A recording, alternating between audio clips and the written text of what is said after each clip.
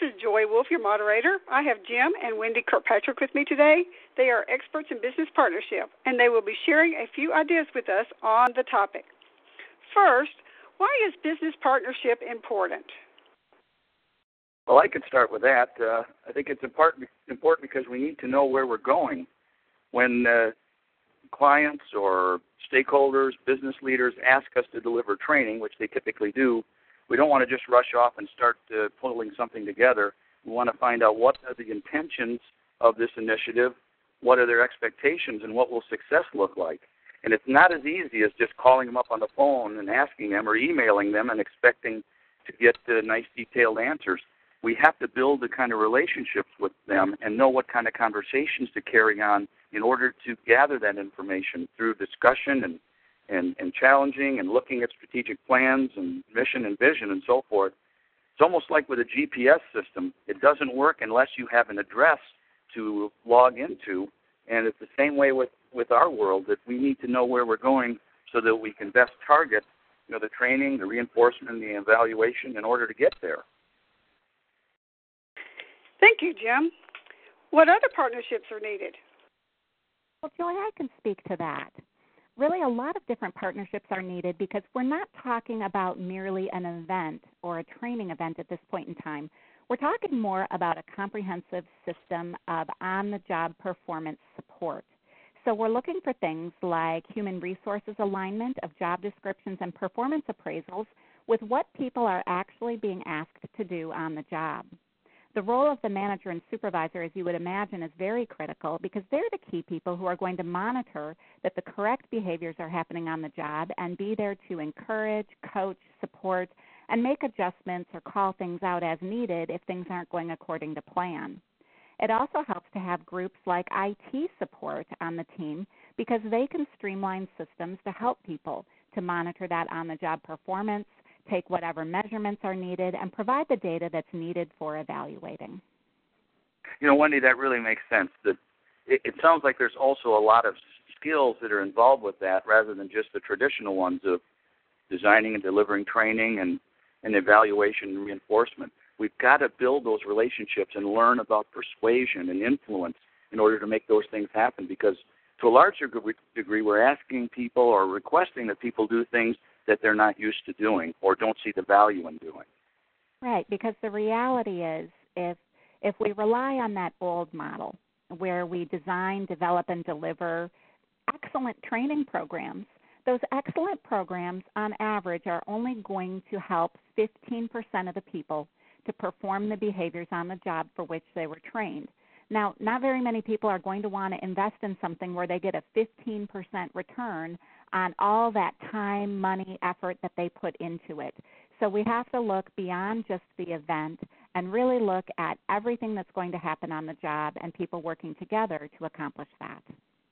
We're hearing more and more organizations around the world and government agencies saying they cannot afford failure and cannot afford other than maximum impact. And therefore, we really need to make sure we know where we're going in order to get there as best we can. So how does that impact training? Well, for one thing, if we start with the end in mind, with level 4 business results, and know where we're going, and we can then identify the kind of behaviors and drivers of those behaviors that Wendy was talking about, we can then make a better determination of what type of intervention is going to get the job done, rather than jumping to the conclusion that training is always the first choice, and unfortunately oftentimes the most expensive choice, and not even the choice that's going to make the difference. So, we want to do this only when training is needed. And, as you were saying before, the statistics say that training does not deliver as much value as we hope it does. And typically as much as 70% of the time when results are not forthcoming, it's something other than training that is causing that. And then these relationships, as we gather information and analyze it and look at data and talk, we can best determine what are the interventions that need to happen both in the beginning and along the way during an initiative to make sure that everything is on target and we're maximizing training effectiveness while keeping costs to a minimum. Jim, I want to interject there. Probably the neatest thing about business partnership is that it does indeed not only maximize results, but it often reduces costs. I can give you an example from an organization I worked with a few years ago that had good expertise in creating e-learning modules.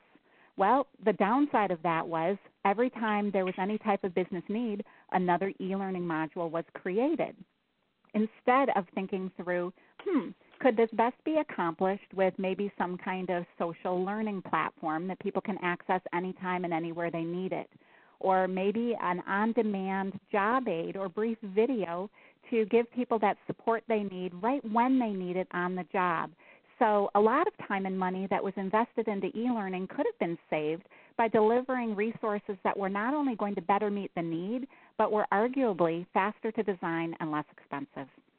But you know, Wendy, I think a lot of people shy away from that because it takes some negotiating and some partnerships in order to create those kind of interventions. And oftentimes it's easier just to go back and do what we do, and that is to deliver another training event when it really isn't going to hit the mark. Well, you know, there's some truth to that, Jim. I think all of us can agree that we like to do the things that we know we're good at and we're comfortable with.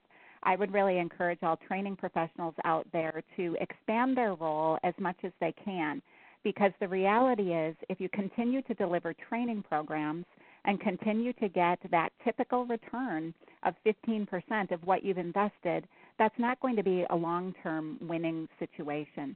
So it really is critical, and it is time to get out there and build business partnerships. What I would recommend from my own experiences, find a few executives or managers who are open to the idea and who will work with you to create that first success together. Once you have that success, it will build, and you'll be surprised that once you get that under your belt, how easy it is actually to have these conversations and continue to have them and be viewed more as a partner who helps to deliver effectiveness and value than just that training person. Couldn't agree more. Where can our listeners get more information about business partnership? Well, I think the very best place that they could do that, Joy, is by participating in the Kirkpatrick Business Partnership Certification Program. This is a one-day event where training professionals, managers, and even executives come together and talk about these things that we've discussed briefly in this podcast today and really get the idea out on the table. There are a lot of practical exercises throughout the day where you take a look at what departments do need to be involved and tactically, how do you get this started within your own organization? The next session will be held on June 9th in the Washington, D.C. area, and if you register by April 28th, you can save $200 off the regular price.